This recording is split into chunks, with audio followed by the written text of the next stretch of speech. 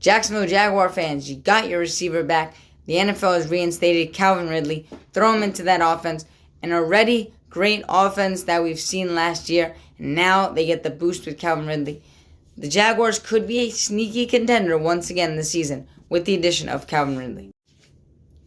Formerly known as Robbie Anderson and then Robbie Anderson with Nai, now known as Chosen Robbie, has been released by the Arizona Cardinals per Ian Rappaport. He's looking for yet another team that will take him. Adam Schefter reported that the Kansas City Chiefs have released Frank Clark after a restructure of a deal fell apart.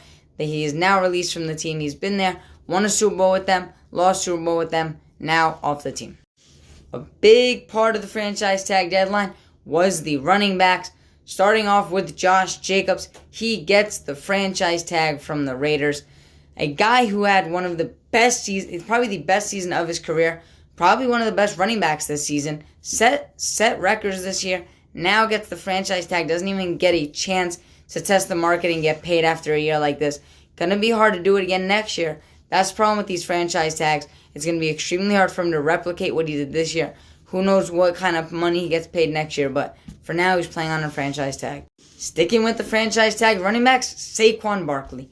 Giant fans, I don't know how you're feeling this morning after what happened yesterday, but the New York Giants franchise tagged Saquon Barkley, a guy who, coming off one of the healthiest years of his career, one of the best years of his career, same thing as Josh Jacobs, can't test the free agency market, won't be able to get that 3-year, 4-year bag that he was hoping to get. Got to play with the Giants one more year.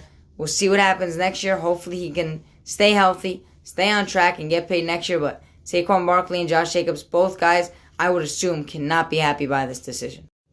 There you go. There's the reason Saquon Barkley doesn't get his contract, because Daniel Jones gets his 4 years, $160 million, 35 more with incentives.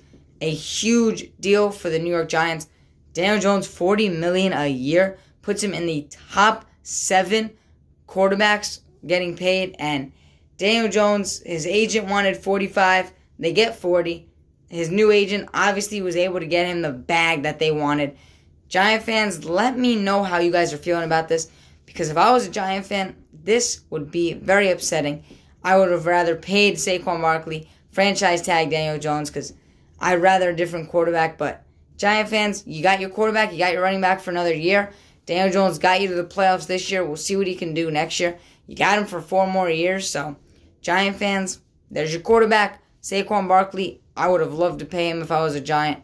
But all in all, Daniel Jones is the guy they pay. Barkley is the guy that gets tagged.